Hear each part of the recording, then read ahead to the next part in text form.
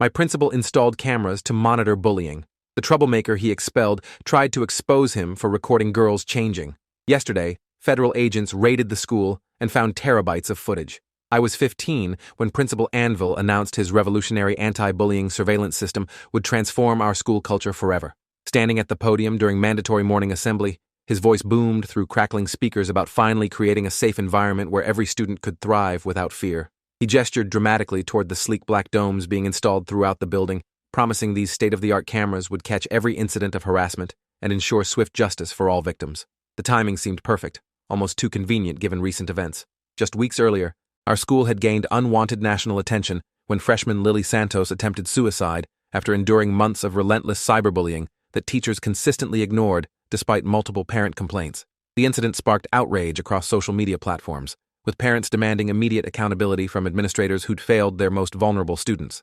Local news stations ran damaging exposés about our toxic school culture, interviewing former students who described years of harassment with zero administrative response. What immediately struck me as suspicious was the incredible speed of the camera installation process. Most significant school changes required months of committee meetings, budget hearings, and public input sessions before implementation. But these cameras appeared virtually overnight during winter break without any parent notifications, board discussions, or community meetings. Anvil simply announced their presence as an accomplished fact when we returned from Christmas vacation in January. The cameras were absolutely everywhere throughout the massive building complex. Hallways, classrooms, the library, cafeteria, gymnasiums, stairwells, and even outdoor areas like the courtyard and parking lot. But the most controversial and concerning locations were the corridors directly adjacent to locker rooms and bathroom facilities. Anvil explained these strategic placements would effectively catch students vaping, bullying, planning illegal activities, or engaging in other problematic behaviors in supposedly private transition spaces where trouble typically originated. My best friend Maya Delacroix had always been outspoken about social justice issues, constantly challenging teachers who showed obvious favoritism toward popular students or administrators who routinely ignored serious problems while punishing minor infractions harshly. She questioned why certain notorious bullies never faced meaningful consequences despite documented harassment campaigns, while their victims got suspended for defending themselves physically when words failed and adults abandoned them completely. Maya's serious troubles with the administration started immediately when she openly criticized the invasive camera placement during our honors English literature class discussion about privacy in modern society. She argued passionately that surveillance in areas where students changed clothes, prepared for athletic activities, or simply needed moments of privacy violated fundamental dignity expectations that even teenagers deserved. Mrs. Foster attempted shutting down this uncomfortable discussion quickly, but Maya persisted courageously, pointing out that teenage girls especially deserved safe spaces without feeling constantly watched and potentially recorded. Principal Anvil summoned Maya to his intimidating office the very next day during her lunch period. When she returned to afternoon classes, her normally confident face appeared pale and strained, with hands shaking slightly as she attempted taking notes. She whispered urgently that Anvil had issued serious warnings about spreading dangerous conspiracy theories and deliberately disrupting the positive changes he was implementing to protect students. He'd specifically threatened removing her from all honors courses if she continued undermining essential security measures designed for everyone's safety. But Maya possessed an indomitable spirit that couldn't stay silent about increasingly disturbing observations she'd made during her frequent after-school activities throughout the building. As elected student council treasurer, she often stayed late counting fundraiser proceeds, organizing event supplies, or preparing materials for upcoming activities.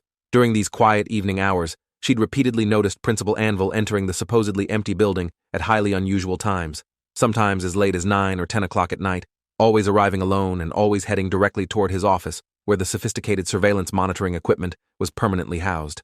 The critical breaking point arrived when Maya discovered something deeply disturbing about the supposedly protective camera angles while helping enthusiastic volunteers decorate the gymnasium for our annual homecoming celebration. While climbing a tall ladder to hang festive streamers from the ceiling, she noticed one of the prominent black surveillance domes was positioned to see directly through a window into the adjacent girls' locker room that was supposed to be completely frosted for privacy protection, but had apparently never received proper treatment. Maya immediately reported this alarming discovery to Vice Principal Williams, naturally assuming it represented a serious installation error requiring immediate correction by maintenance staff. Williams seemed visibly uncomfortable during their conversation, fidgeting nervously and avoiding direct eye contact while promising vaguely to investigate the matter thoroughly. However, despite his assurances, absolutely nothing changed over the following weeks. The problematic camera remained in exactly the same position, still pointing directly toward the inadequately protected window, where girls routinely changed for mandatory gym classes and various sports practices. Growing increasingly frustrated with administrative inaction and apparent indifference, Maya decided to document the concerning camera positions herself using systematic investigation techniques. She spent multiple lunch periods carefully photographing surveillance angles from various locations and creating detailed diagrams showing how numerous cameras could potentially observe spaces where students regularly changed clothes or used bathroom facilities. Her documentation was methodical, comprehensive, and absolutely damning, revealing a clear pattern of surveillance that extended far beyond monitoring general hallway bullying incidents. When Maya attempted presenting her substantial evidence to the monthly school board meeting during designated public comment time, Principal Anvil intervened aggressively before she could utter a single word. He claimed Maya was a chronically troubled student with a documented history of making completely false accusations against dedicated authority figures who worked tirelessly for student welfare. He produced an impressively thick disciplinary file suggesting she'd been previously caught cheating on major examinations and lying repeatedly about her academic achievements, systematically painting her as fundamentally untrustworthy and potentially unstable. The school board members accepted Anvil's damaging characterization without asking a single clarifying question or requesting any supporting evidence. Maya was immediately removed from the meeting by security guards and suspended for 5 consecutive days for allegedly spreading malicious rumors about distinguished school officials. Her official suspension letter cited serious insubordination charges and creating a deliberately hostile environment for dedicated staff members working extremely hard to improve overall student safety and well-being throughout the district. This harsh suspension completely devastated Maya's previously excellent academic standing and positive social reputation among both students and faculty. Classmates who'd once deeply respected her natural leadership abilities now viewed her as a dangerous troublemaker who'd finally received appropriate consequences for recklessly challenging legitimate authority. Her teachers began treating her with obvious suspicion and hostility, automatically assuming she must have committed something truly serious to warrant such unprecedented punishment from an administrator everyone universally trusted and respected. However, Maya absolutely refused to abandon her critical investigation, despite facing mounting pressure from multiple directions. During her enforced suspension period, she spent countless hours researching complex surveillance laws and privacy statutes, discovering that recording minors in areas where they might reasonably expect privacy could potentially violate serious state and federal criminal statutes. She found numerous documented legal cases where school officials had been successfully prosecuted for similar surveillance overreach and began meticulously documenting legal precedents that strongly supported her legitimate privacy concerns. When Maya finally returned to school after her punishment period, she discovered that her personal locker had been thoroughly searched without notice, and her elected student council position had been permanently revoked for allegedly violating the strict behavioral code of conduct. Principal Anvil announced publicly that her immediate replacement would help restore much-needed integrity to student government after recent serious disruptions had undermined important school improvement initiatives. His message was crystal clear to everyone. Directly challenging his unquestionable authority would result in swift, comprehensive, and lasting consequences for any student brave enough or foolish enough to try. Despite escalating administrative retaliation designed to silence her completely, Maya began reaching out privately to individual students, carefully asking if they'd noticed anything unusual about the controversial camera placements or felt uncomfortable changing in areas that might be under constant surveillance. Most students were understandably too frightened to engage in such dangerous conversations after witnessing Maya's public humiliation and severe punishment, but a few quietly admitted they'd started changing clothes in cramped bathroom stalls because they constantly felt watched by invisible eyes.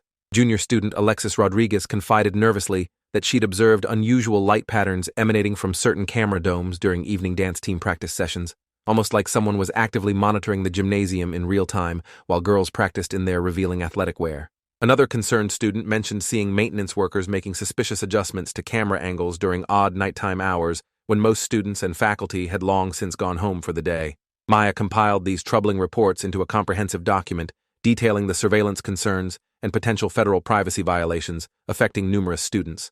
She attempted submitting this evidence to various school officials at different administrative levels, but each administrator claimed dismissively that cameras were positioned correctly according to established district policy and served completely legitimate security purposes.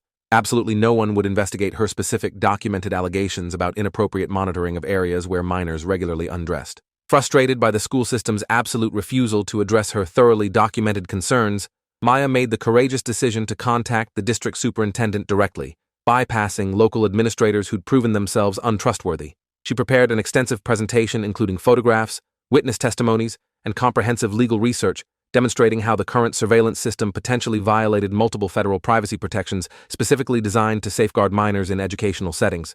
The superintendent's office initially scheduled a formal meeting with Maya and her supportive parents to carefully review her serious concerns about possible legal violations.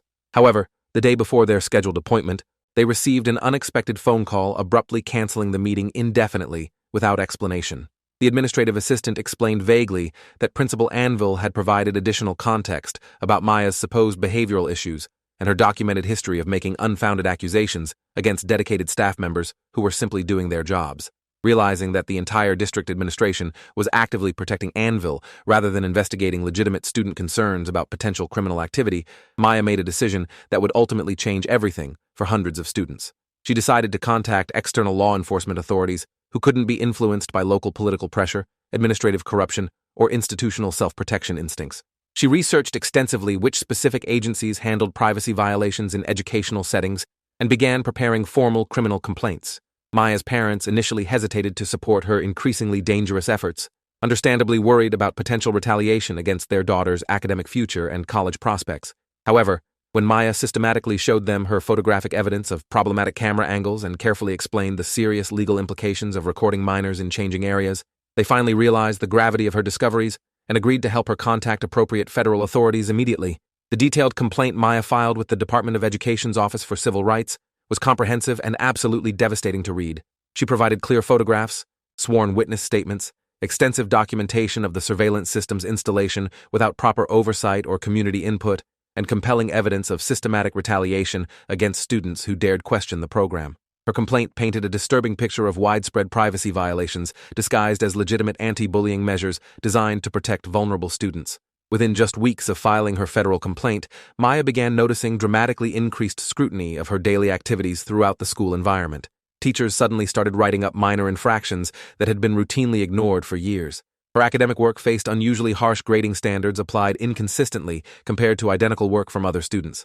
Administrators constantly found creative reasons to exclude her from school activities she'd previously been welcome to join and had helped organize successfully.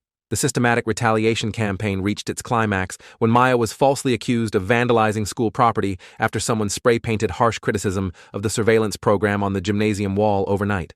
Despite having a completely solid alibi and absolutely no history of destructive behavior throughout her entire academic career, Principal Anvil suspended her indefinitely pending a supposedly thorough investigation that seemed designed more to silence her permanently than discover actual truth. During Maya's latest suspension period, something completely unexpected happened that would ultimately validate all her concerns and expose the true scope of criminal activity occurring at our school. Carlos Mendoza, a dedicated janitor who'd worked faithfully at the school for 15 years, approached Maya's parents with profoundly disturbing information about what he'd repeatedly observed during his evening cleaning shifts when the building was supposedly completely empty.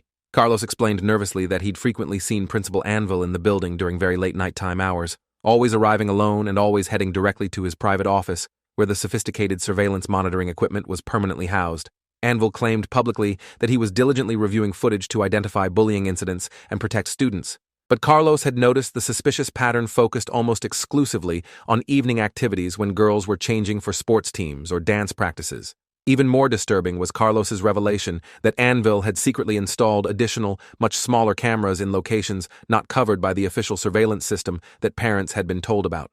These hidden devices were carefully concealed inside air conditioning vents and behind light fixtures, positioned strategically to capture angles and views that the visible cameras couldn't access. Carlos had detailed documentation of these secret installations, including serial numbers, installation dates, and photographs proving their existence.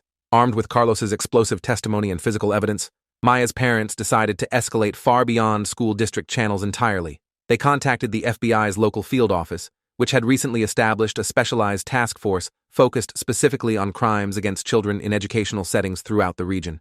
The federal agents were immediately interested in the serious allegations of unauthorized surveillance targeting minors and agreed to open a formal criminal investigation. Special Agent Rebecca Martinez, assigned as lead investigator on the case, explained that unauthorized recording of minors in areas where they might reasonably expect privacy constituted serious federal crimes with potential child exploitation implications that could result in decades of prison time. The investigation would be extremely thorough and completely confidential until they determined whether criminal charges were fully warranted by the evidence they uncovered. The federal investigation began quietly and methodically, with experienced agents conducting comprehensive background checks on Principal Anvil and requesting detailed technical specifications for all surveillance equipment installed throughout the school building. They quickly discovered that Anvil had personally selected and purchased additional recording devices using discretionary administrative funds that weren't properly documented in official school budgets or approved by the district. through normal procurement channels. Agent Martinez interviewed students and staff members individually in private settings, creating safe environments where people could report concerns without any fear of retaliation from school administrators. These confidential interviews revealed a deeply disturbing pattern of inappropriate surveillance behavior that extended far beyond what Maya had originally documented, including credible evidence that Anvil had been sharing surveillance footage with unauthorized individuals outside the school system. The comprehensive federal investigation took several months to complete, as agents methodically built an airtight criminal case. During this extended period, Maya remained suspended from school, officially for the fabricated vandalism allegations, but effectively for courageously blowing the whistle on serious criminal activity targeting her fellow students. Her academic career was being systematically destroyed for trying to protect classmates from privacy violations and potential sexual exploitation. As the federal investigation progressed steadily, additional victims began coming forward with stories that painted an even darker picture of Anvil's predatory behavior spanning multiple years. Former students reported that he'd used surveillance footage to pressure girls into compliance with various inappropriate demands, threatening to share embarrassing recordings with parents, colleges, or social media if they didn't cooperate with his escalating requests for private meetings. 3 months into the investigation, agents made a breakthrough discovery that changed everything about the case.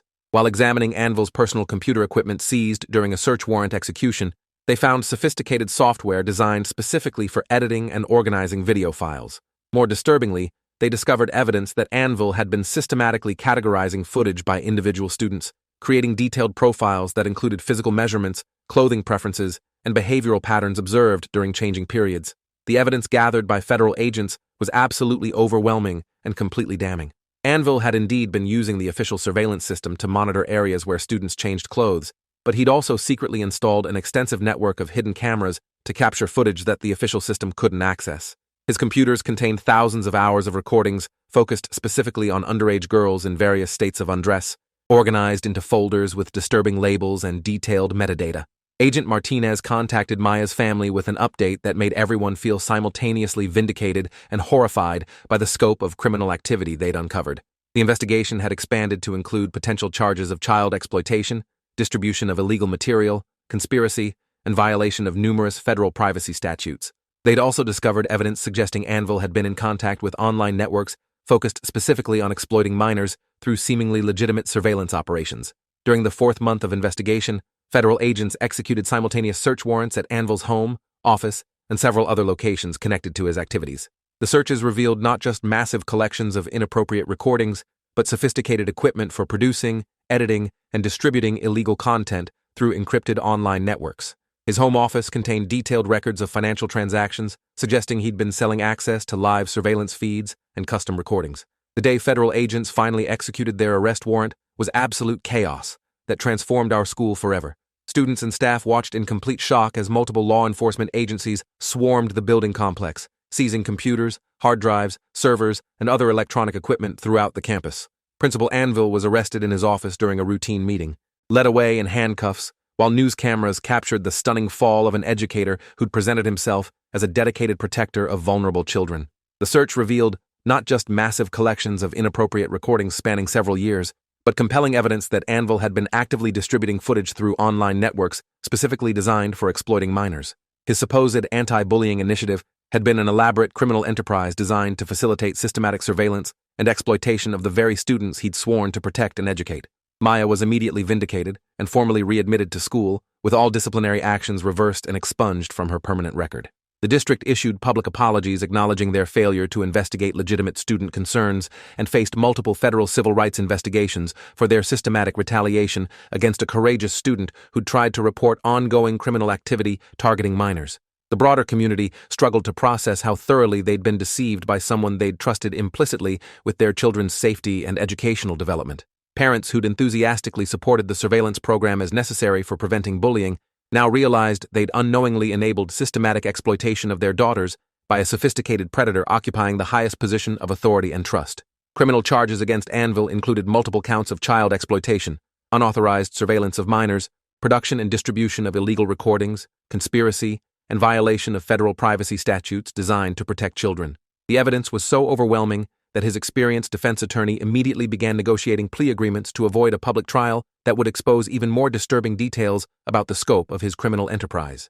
Federal investigators discovered that Anvil's operation had connections to similar schemes in other school districts, suggesting a coordinated network of corrupt administrators using their positions to exploit students. The investigation expanded to include 3 other states where similar surveillance systems had been installed under the guise of anti-bullying initiatives, but were actually designed to facilitate illegal recording and distribution of content featuring minors.